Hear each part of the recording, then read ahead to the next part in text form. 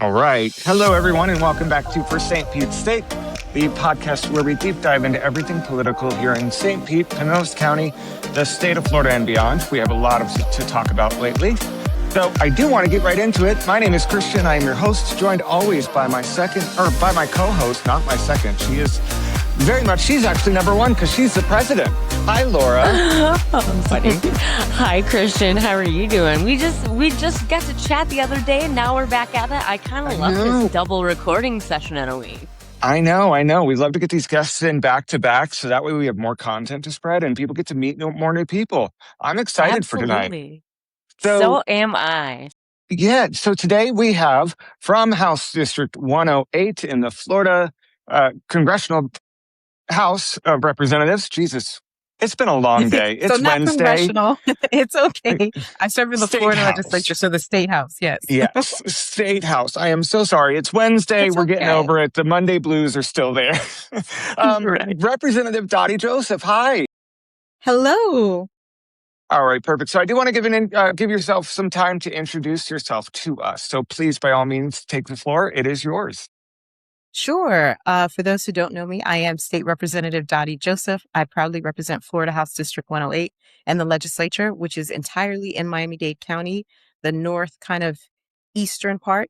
I have been serving in the legislature for the past 8 years, fighting for just about every issue that we care about in our democratic values, including serving as Democratic Minority Leader pro tempore. And for people who don't know what that is, so there's the speaker, and then there's the leader. So whoever is in the majority, they're the speaker, and then whoever heads up the minority, they're the leader. And they each have a second in command, which is the pro tem. And that was me. So that's where I serve. Now, a little bit more about my background. I was raised in Miami-Dade County, public schools all throughout. I had the opportunity to intern at the public defender's office when I was in high school. And this was unfortunately back in the days of the crack cocaine epidemic. Oh, yeah. Where, it's pretty bad. And I saw a lot of people going to jail that just needed medical attention. So that was pretty heartbreaking. And I decided I didn't want any part of this criminal injustice system. So in my mind, I wrote off being a lawyer, right? Graduated from high school, and I had the opportunity to go to Yale University for undergrad. Okay.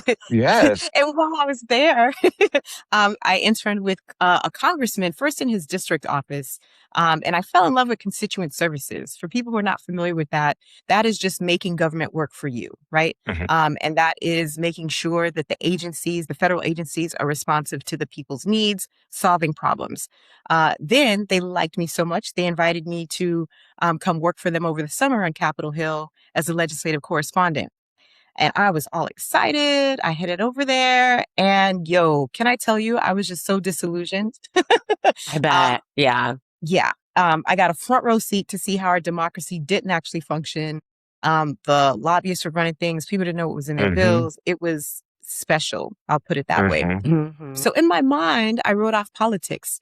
I took some time off after college. So after Yale, I did a couple of things, one of which I worked with former President Jimmy Carter in Atlanta. So not while he was president. I'm not that old. But I was going to say, you look great. I mean, that still stands, but you do. Yeah, that is a very valid point. But I was interning with him with the Democracy Development Program there. Yeah. So we focused on that in countries in Latin America, the Caribbean, and West Africa. And I will tell you this, him and his wife restored my faith in what a public servant could be. For sure. Yeah.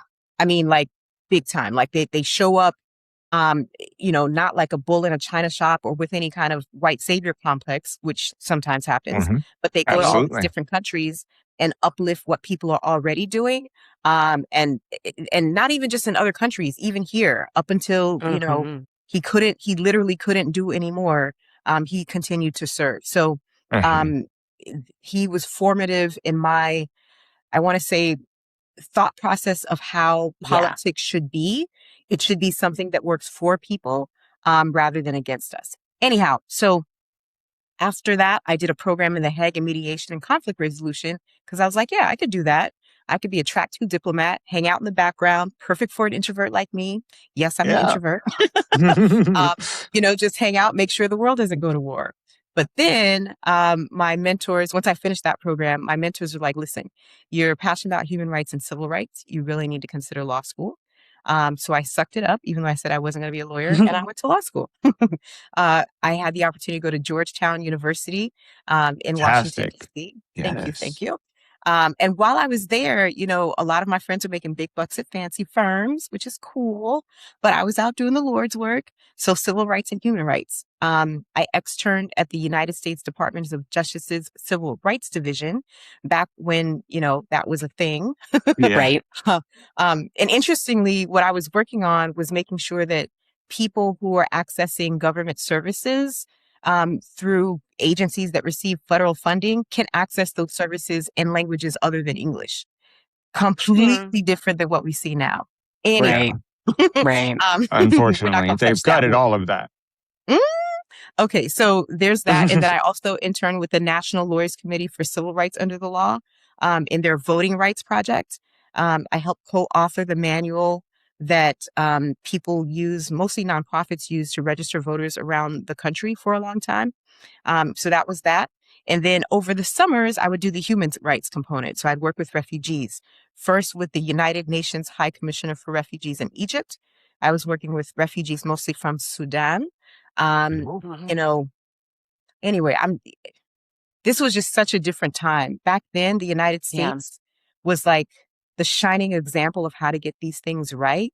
And just to see how far we've come, it's heartbreaking. Anyway, let me not get too lost in that. And the other summer, I worked with another organization, but in Uganda, working with refugees from the Congo. Graduated from law school, clerked for a federal judge, went to work for a small civil rights boutique firm where we litigated employment discrimination class actions all around the country. I wrote some briefs that took us successfully and won at the Supreme Court level.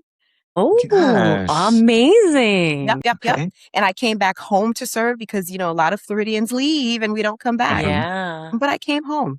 I became the first Black attorney to work at the city of North Miami Beach, assistant, deputy, and the city attorney as interim. Fantastic. And then, so here's where the change in politics, remember I'd written that off, right? So then Yeah. and my Jonas Whale moment. So in this period leading up to it for years, people would be like, you know what, you should run for office. And I'm like, not just no, but like Hard no. Hard no. Yeah. Hard no. But so in this season, I was involved in not one, not two, but 3 car accidents, none of which were my fault. And the good thing is they slowed me down long enough for me to really take stock of my life and what I was doing. So I was, technically already a public servant, city attorney, a job with a little 6-figure income and a pension, immigrant mom's dream. Right. Exactly. But I knew I could be doing more. I'm really good at just getting things done and bringing people together, and identifying issues that people don't even realize are issues. And also leaning into things that people know are issues and helping find a way through. So in that moment, I didn't decide that I would run for office. I wasn't quite there, right? It wasn't on the front burner nor the back burner, but it was just out of the trash as an option. Wasn't on the stove. It wasn't in the kitchen. It was not in the kitchen. It was somewhere, but it was not what it was before. Anyway, fast forward a year later, I'm a partner at a law firm doing the same thing I was doing for that municipality, but for more. And a seat opened up, and I tried to convince some other people to run for the seat. Because at the time I was first vice chair of the Miami-Dade Democratic Party, and I was, really engaged and trying to get people active and to build our bench. And I had all these awesome ideas. You know how it is.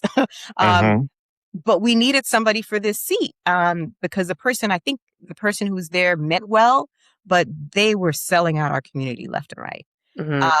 So the other 2 women who almost beat him the first time did not want to run. So I had a decision to make. Would I step up or would I just let this be? So I decided to step up and just give people another option. And lo and behold, I won. And I've been successfully serving in the legislature ever since. So that's a little bit of my background. I think I'll stop there in case you want to ask me questions about, my record and why I'm running, because I got answers for all of that. Yeah, Yeah, no, you have absolutely. such an incredible background too. It's so great to Yes. learn how many, and like you said, you've been a public servant for a long Mhm. time, just in different ways. And then before you became an elected official. So in the Florida House, you've already been serving with our rep, our love, Michelle Rayner.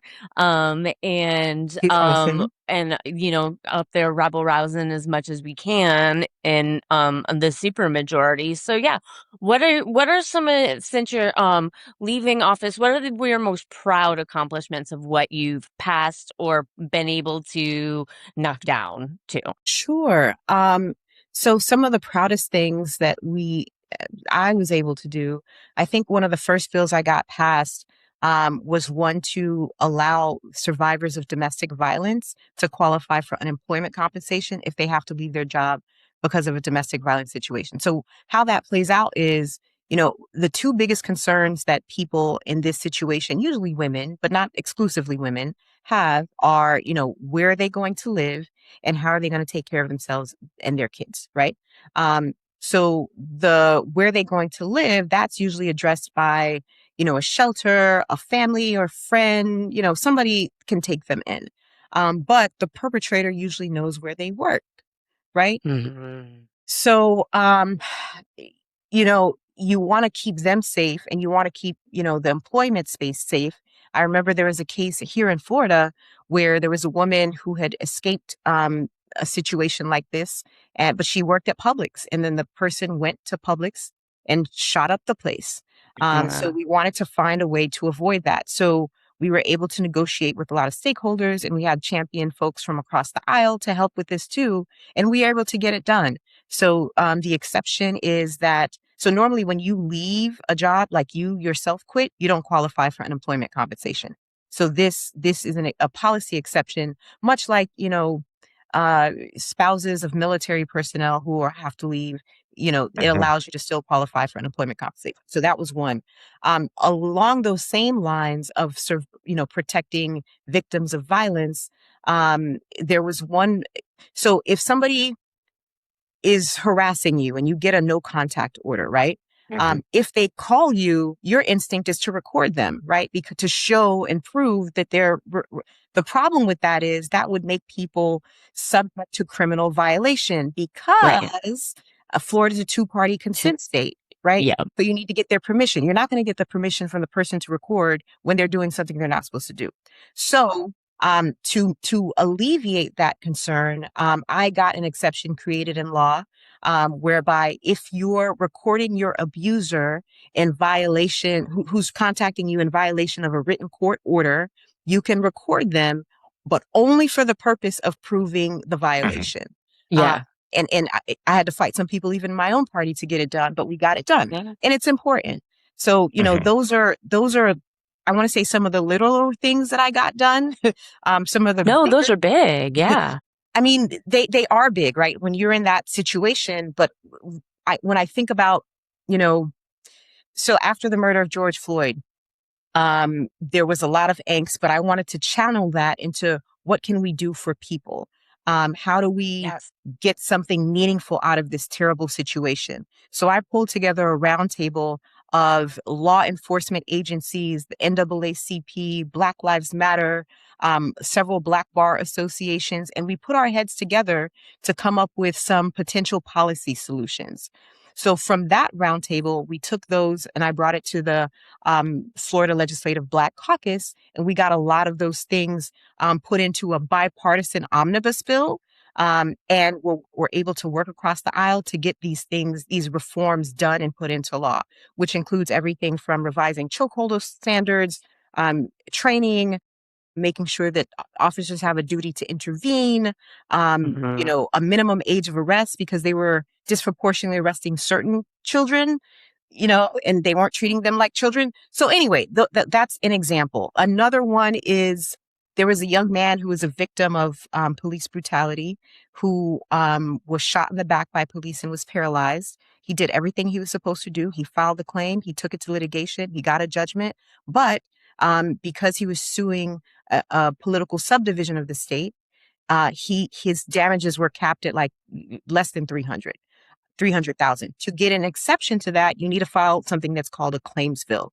Now they're more popular, but when I teamed up with a Republican across the aisle to get this particular one passed, it was the first one passed in, I want to say, there have been maybe 15 claims bills passed in the history of the Florida legislature before that. Now they're much more common, but that was a big deal at the time. So those are just some examples of things.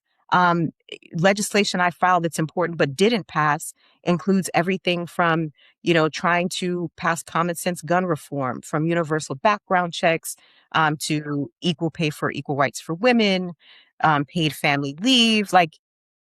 There's so many things that other states have that I want us to have nice things too. But exactly. Yeah. Absolutely. And the stuff that you've accomplished is absolutely fantastic, and congratulations, because it is a lot of hard work. And no matter how small it may seem to some people who watch this and, think that government is, or politics is just bureaucrats doing whatever, like, this is important stuff that you've accomplished. So thank you for that. Absolutely. That is absolutely incredible. How did that, and how did all of your time in office lead you to the decision to run, to start your campaign for this? Well, I was actually looking forward to taking a break. This was supposed to be my break, and people had been trying to get me to run, and my answer was still no again. I'm noticing a 'Cause you're pattern now. I'm saying it out 8 loud. years, you're termed out, right? Yeah. This was it. Like November, I was going to be sitting pretty, or so I thought. And then a couple things happened. People started asking me to run initially for Congress. And I was reticent, but I said, okay, I'd talk to people. So I started talking to people about that. And the weekend before qualifying, I learned that Mayor Demings had to step out of the race. Yeah. So unfortunately, he had a cancer diagnosis. Right. Thankfully, he's been addressing it. He had surgery. It's been successful. But I was learning, people were telling me more about our remaining option. And our remaining option is not bad, right? Like, I welcome people who are able to see the error of their political ways and turn a new leaf, right? And we have a big tent that is the Democratic Party. But it just seemed very soon, from 14 or 15 months ago, to then now look at leading the party. Now, however it shapes up, I think it's important that we as Democrats, do what we need to do to align and get out of this Republican stronghold, right? Yes, It's not something ma'am. that's going to be done just with Democrats. It's going to be something that we're going to do across the aisle. But when I say across the aisle, not just MPAs, but also with some Republicans, because I think Absolutely. people are starting to wake up to the fact that it's not just about Democrat or Republican, and that, when we look at a state like Florida, that a lot of people had just given up on as a red state. When we look at how people actually vote on stuff that is progressive, people are in favor of progressive policies, regardless of their political party, including Republicans. So I think we really need to lean into that instead of running away from it, which has been kind of the MO of the Democratic Party for whatever reason. And there's like this pull to move to the center. And I would say that, depending on what we're talking about when we say the center, I think we need to lean into progressive policies that actually have a meaningful impact on the lives of people. And don't need to be shy about it, because people get it.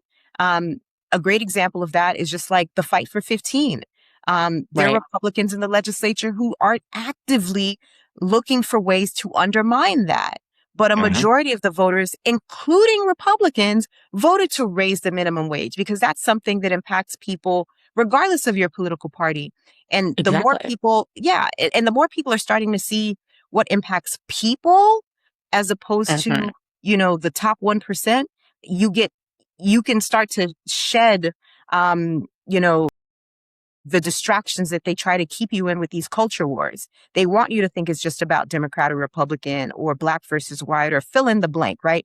Their goal is to just keep you distracted so you don't see what the real problems are and how to fix them.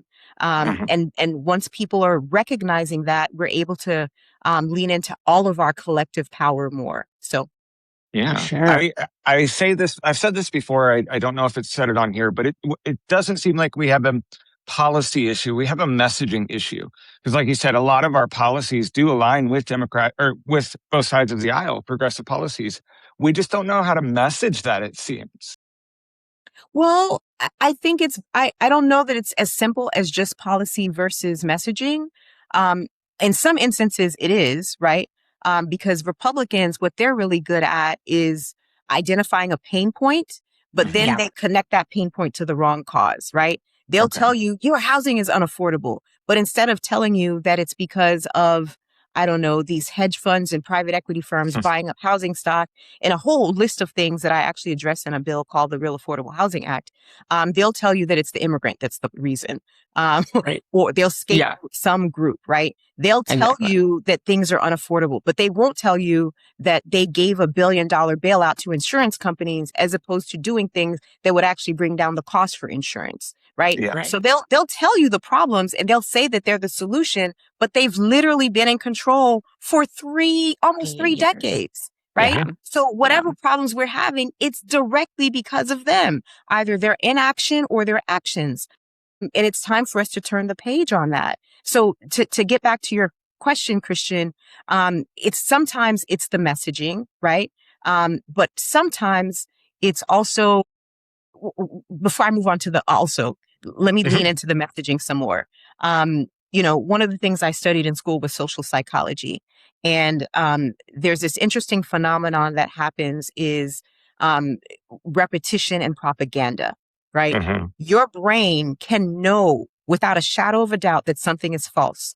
But if it hears that falsity long enough and often enough, at some Converts to point truth. in your subconscious, it starts to accept some element of that is true. Yeah. So Republicans tend to be really good on not just staying on message, but oversaturating the messaging Mhm. so that people are now in a tizzy about some crisis at the border that has zero real impact on their lives. But they make you feel like they're the source of all the ills. They'll point to maybe a car accident or something that involved an immigrant that's, whatever. But those same things are happening with native born people, but we're not drawing the same conclusions. I think of, accusations that were made. Oh, in Springfield, Haitians are making Oh gosh, yeah. the rent higher. Well, who's increasing the rent? It's not the Haitians, It's right? not the Haitians, yeah. It's somebody deciding to take advantage of a vulnerable population, and they're taking advantage of everybody. So the more we're able to really critically dissect issues to understand what's really going on, I think the better we'll all be. So that's all along the lines of messaging. So they're really good on the propaganda. And because they have so much money, they will bombard you with the commercials and the messaging in a way that Democrats, at least in Florida, have not been able to compete in the same way. So, that brainwashing happens within even minority communities. I see it in certain communities. They'll pay for the ads. They'll get people all riled up about, the wrong 1%. So instead of, having Exactly. people focus on the 1% who are causing the problems financially, they have they have people in a tizzy about trans issues. Trans people ain't doing nothing to nobody. Like, leave them Right. alone. So anyway, so that's on the messaging front. In terms of the policies, sometimes we are a little timid about our policies. And I'll just shout that out, or call it out, not in a positive way. For a while, let's take for, the question of immigration, Democrats had been afraid to touch the issue until it got so bad that they had no choice but to address it because it became finally clear that the struggles are interconnected. Once you start allowing violations of right for one group of people, you better believe it's coming for you next. And if you didn't fight then, you're SOL now, right? So the more people understand things like that, forget something as, hot buttony culture wars is that, but there are other ways that we just don't go far enough. I'll give you an example. When it comes to healthcare, most Democrats are comfortable saying they want to expand Medicaid in Florida. And Yeah. I've literally been the one filing that bill. So for me, it's more than just a talking point. I filed versions of it, tried to see who could consider it, who could not. I'm hopeful with the incoming speaker or the subsequent speakers that we might have some hope to get something done. Especially if I were to be governor, we can really kind of get into it. But that's the floor. That's the really Right. That's the basic, bare minimum. right? So for me, healthcare is a human right. So what that looks like, I also filed another bill called the Healthy Florida Act. I did that in conjunction with an organization called Medicare for All. And I layered in additional protections to protect against medical debt, because we know we're going to be dealing with a lot of that as a result of the big, beautiful, big, ugly bill, as well as the ACA cuts. So for me and that bill, it provides comprehensive care for all Floridians. I think it's wild that we live in the richest country in the history of the world, and we don't have some form of universal health care. Every other developed country in the world does. We can have nice things too. So I propose that. So a lot of times Democrats are afraid to lean into those kinds of issues. Not all, right? We have a cadre of us who are okay, standing 10 toes down on certain issues. But there are a lot of us that are more timid to tackle some of these things. So some of it is messaging. Some of it is, trying to stay too far to the center. And what you do is you have this ratchet effect where everybody just moves to the center because the people on the right are just going to stay right. They're not moving for you. Right. Right. And then the center just becomes more and more right. Right. Exactly. And it's that Overton window just keeps moving Precisely. over. Bingo. Exactly. Yeah. Bingo. Well, and I'm glad that you tapped on the Medicare expansion, because that was going to be something that I asked about, because it's just it's having, I just still can't understand how in this time frame that people are, how that is acceptable to most. And I don't think most voters understand that it could still happen. From, and this goes, and for listeners who may not, quite understand, this goes back from when Obamacare, the ACA first was written, and then states could expand Medicaid coverage for people and get, subsidies from the ACA from it. And Florida is one of the few states left that hasn't one of done that. 10 that hasn't done it. Thanks, Rick and Scott. Lots of Republican states have. Yeah, well, don't get me started on him. I mean, talk about fraud and, settlements, but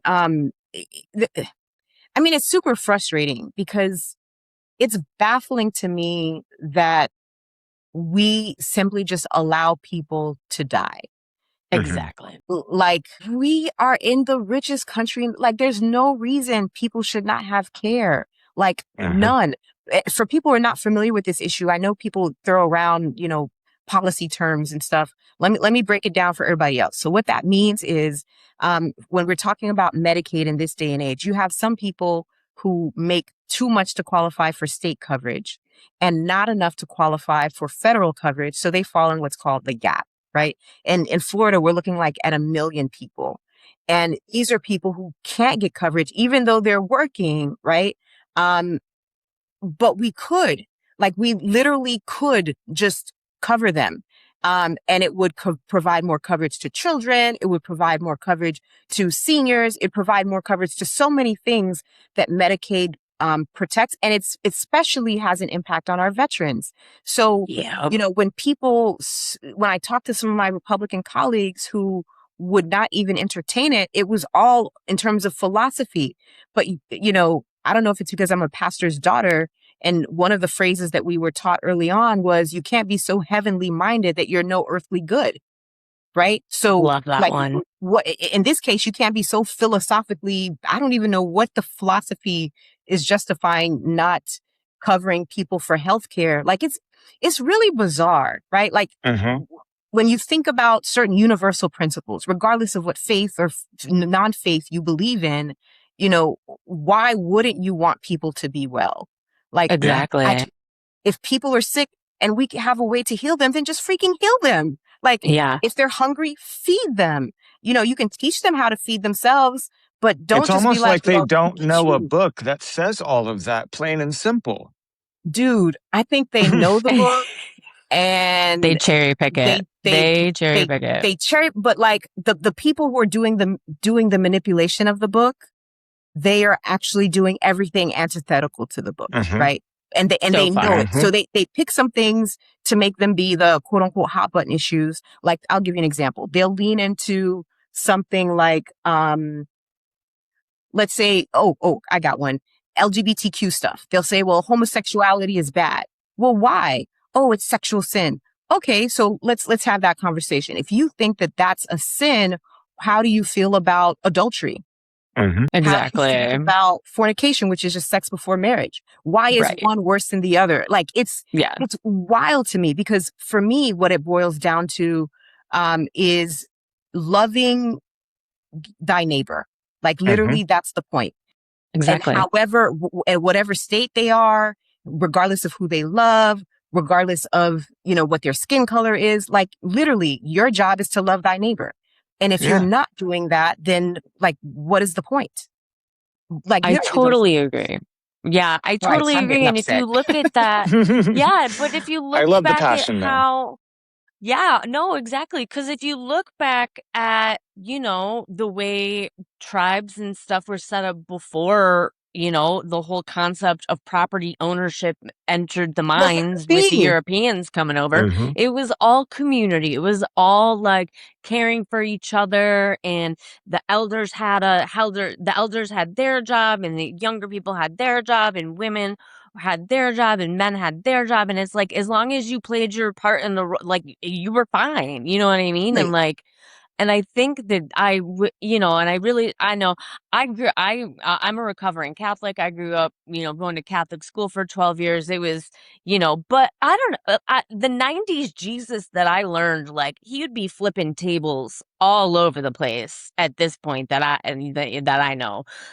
So these people that, manipulate that really make me mad, even though I'm not active in religion anymore. But it's just like, I don't know. I had a lot of times with a lot of nuns telling me like the opposite of what you're saying. So like, it's it baffles.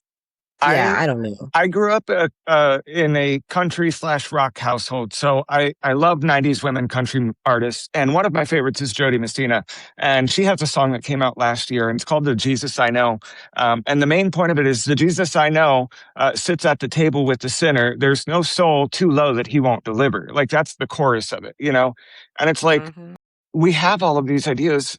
We know that the only job of a Christian is to love thy neighbor as you would yourself. Don't do unto others as you would have done to you. Don't throw stones if you live in a massive perverted glass house.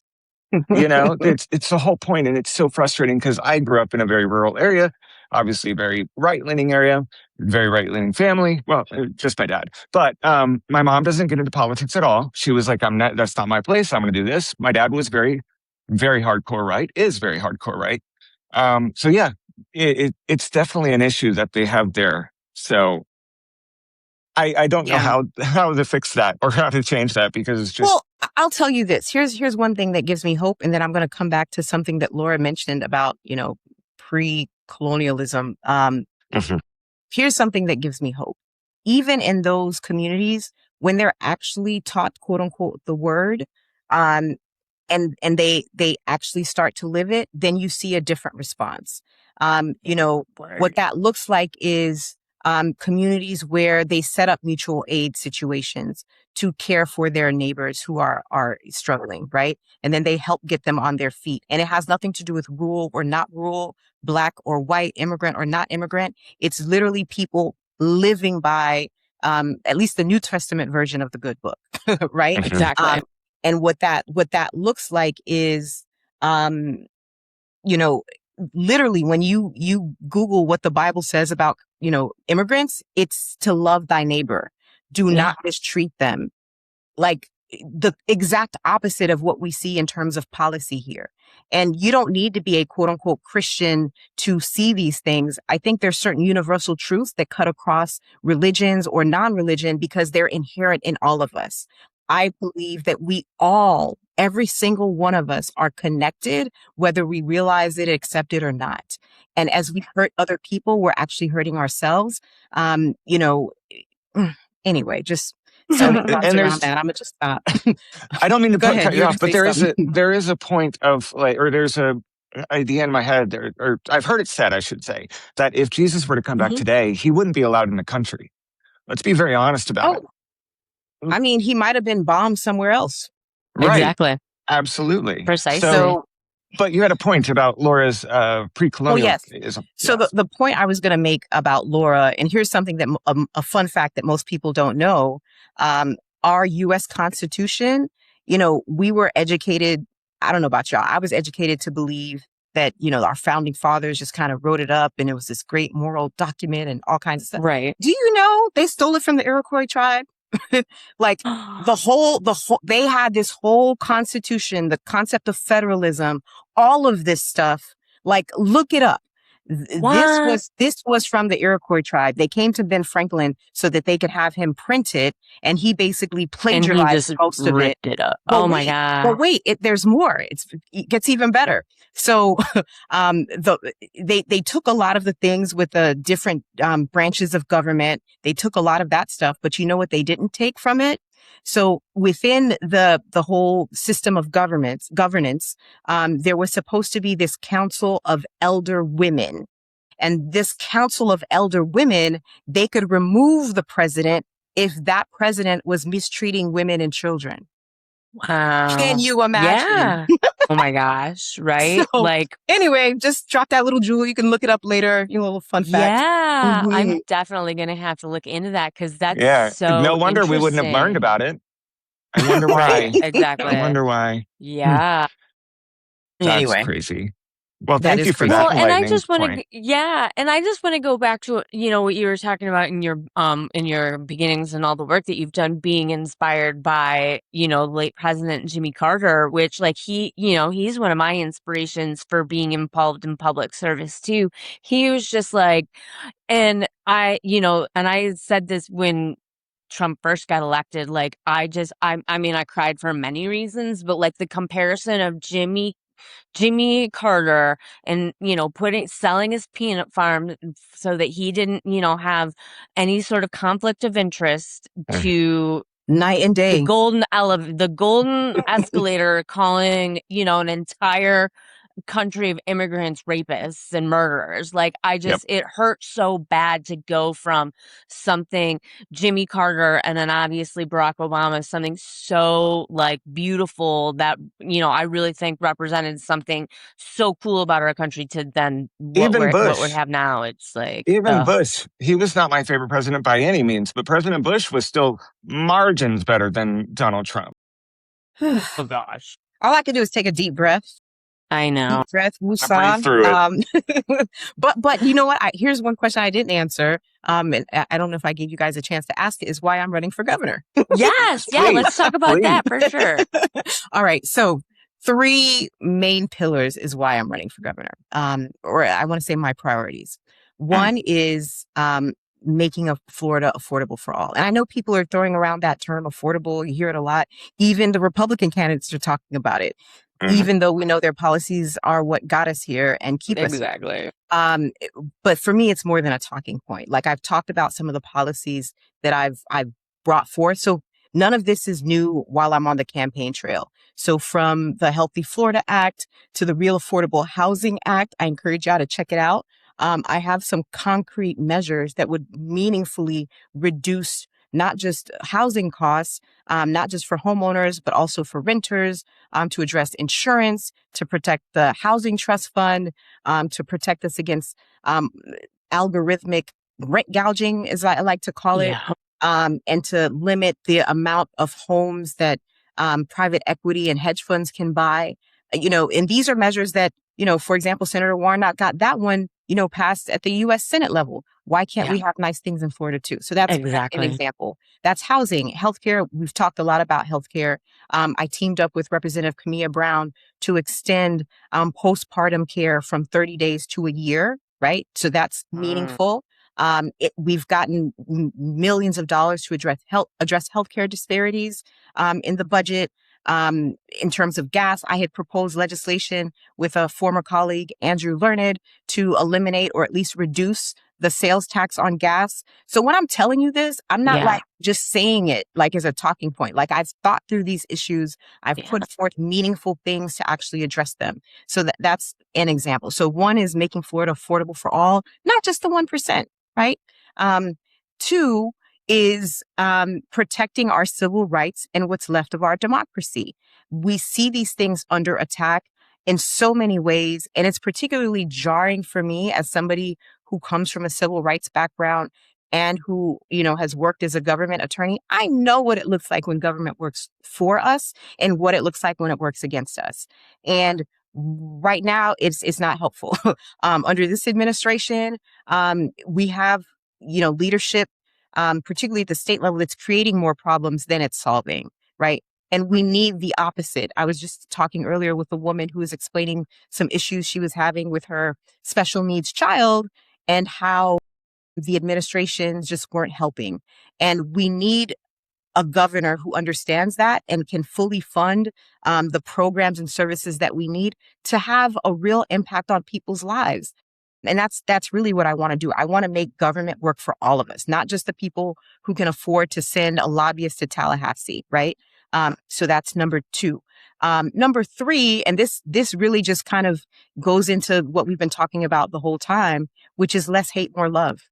And I know that sounds really silly to say in the context of a political discussion, but I really mean that, right? Yeah. So what that looks like for me is we stop focusing on the culture wars at home and the foreign wars abroad, and we focus on us, our real needs, and taking care of each other, right?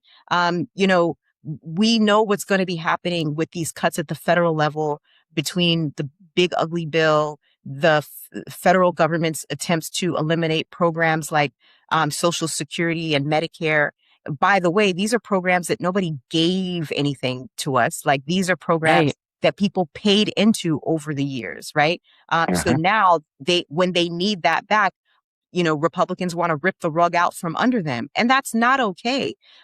For me, I want to make sure that we're caring for our elders, that we have a safety net in place, because they're going to be some of the hardest hit, particularly the low income ones. Maybe the rich ones, they may not feel the pain, right?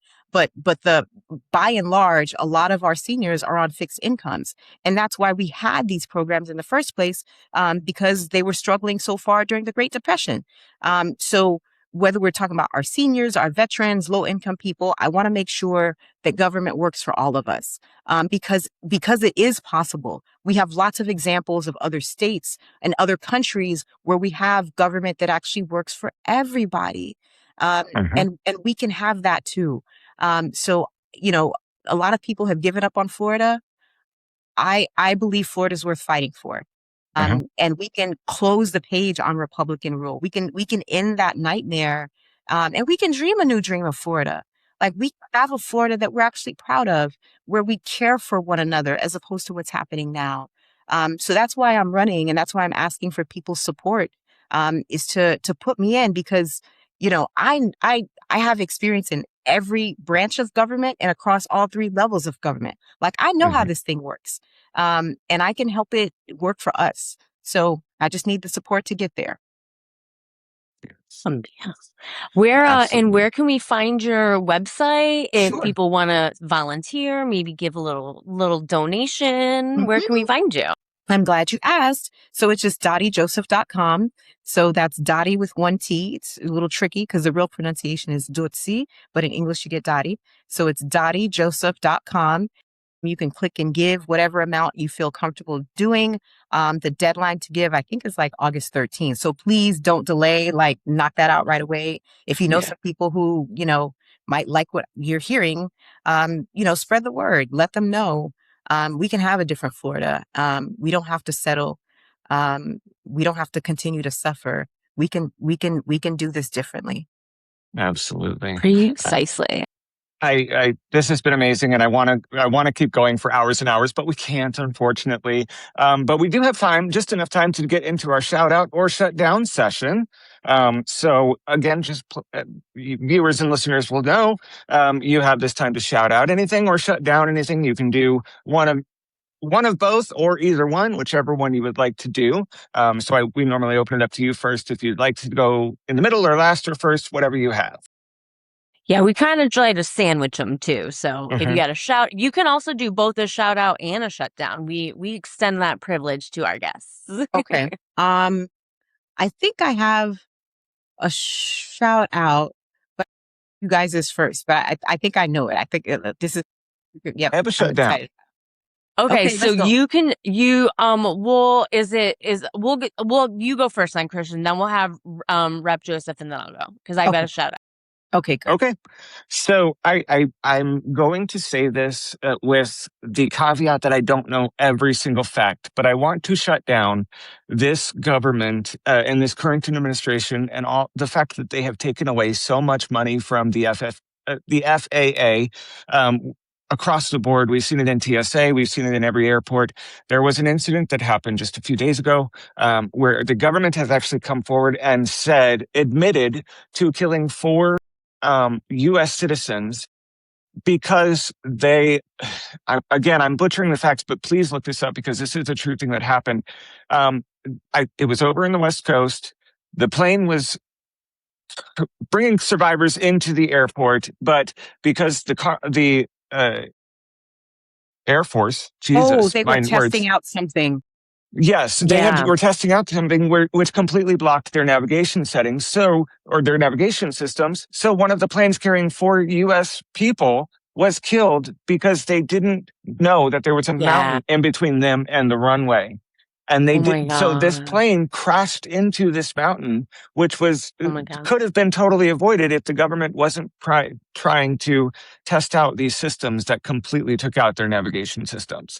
And if the FFA was fully staffed and TSA was funded, everything like that, we wouldn't have these issues. So I just want to completely shut down this administration and their handling of these situations because it's just absolutely awful. Please, again, look it up. I'm not saying that I know all the facts, but this is a very, very awful story and people need to know about it. For sure. Thanks for sharing that. I hadn't heard about that yet, so thank you. Now you got me upset. Okay. Didn't mean to be a vibe killer, but it is very important. That's why I didn't have you go last. It's upsetting. Oh, you have a vibe killing thing too, Laura? No, I'm gonna go last. I'm a shout out. Okay, all right. Whew, I was like, man, I can't take no more. Okay, so so my shout out would be to everybody who is listening and has started to lose hope or started to doubt and lose faith, but still pushes forth anyway. It's the little acts of a bunch of people that make a difference. And I know sometimes when times seem really hard, it's hard to, sometimes even see a way out of it or see what's the point of continuing or see, why should I even vote or see why should I get involved or why should I even get out of bed? Like some people, that's the struggle. So I just want to shout out people who do it anyway, who get up and try anyway, who get up and continue to fight for this country, for Florida, for your families, to make that, earn the income that you need to provide for yourself and your family, who just get up and do it anyway. And I know it can be hard. So I just want to take this moment to shout you out because you're what makes the difference. And I'll leave you with one little story. Sometimes people think that something's just not worth it. And the 19th Amendment was passed by one single vote. And people didn't think it was going to pass, but it took a lot of agitation and organization and all the stuff leading up to it. And it almost didn't pass until this young man got a letter from his mom thanking him for the right to vote. And that's what changed his mind. And that's what gave women the franchise in a time where, some people are actively trying to take away the right to vote for women and bodily autonomy and a whole host of other things. So I just want to let you know that you never know what's going to make the difference. You just keep pushing and you do your part and trust the universe or God or whatever it is that you believe in to take care of the rest. You just have to do your part. And we understand the assignment and here we are. So that's my shout out. Absolutely. I say Love it that. before Laura, you get it. I say it every episode at this point. It doesn't matter what you're voting on, what position is on the ballot. Every single position matters, no matter what it is, up top to bottom of the ticket. I don't care if it goes as low as the dog catcher. Every position is important and your voice matters. So please get out and vote. For sure. Absolutely. All right.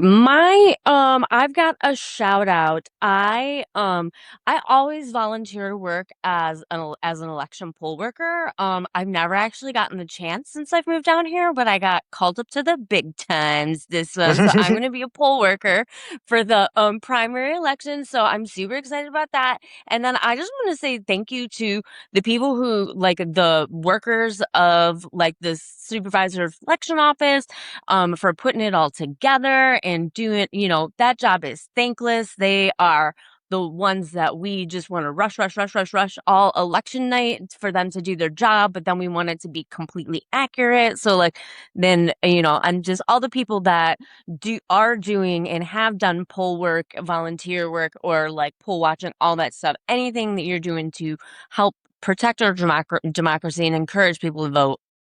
Big thumbs up today. That's my shout out.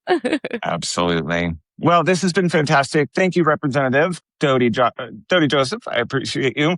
We appreciate you. My words escaped me. They wouldn't come out of my throat for a second. It's all right. It's Dottie, like Lottie Dottie. Lottie Dottie. I like that. I'm going to sign off now and never log into this. I'm done. No. It's all right. Representative Dotie, you have been amazing. Thank you for your patience and understanding with me and the Monday blues that I apparently have on Wednesday. I do appreciate you being here. One more time, please shout out where people can find you on social medias and things like that. We will tag you in our posts, but we want to make sure that that you get the chance. Sure. Dotie Joseph. I'm on Facebook, and you can find me on Instagram. I'm just Dottie, literally just my name, Dotie Joseph. I have somebody who's handling my TikTok for me. I have issues with TikTok, which shall remain nameless. And I'm still boycotting Twitter, but I think I may have somebody who might be helping me with that sometime soon. Blue Sky is starting to be a little bit more of a thing. But yeah, lots of things going on. But DottieJoseph.com is my website. That's where you can support, give. Instagram, more active on that, and Facebook and LinkedIn as well. Awesome. And we will definitely tag you in all those things. To our listeners, thank you so much for sticking with us on our second episode this week, getting a little treat there, trying to get all these great candidates in before the primary, which of course is August 18th. Yep, August 18th.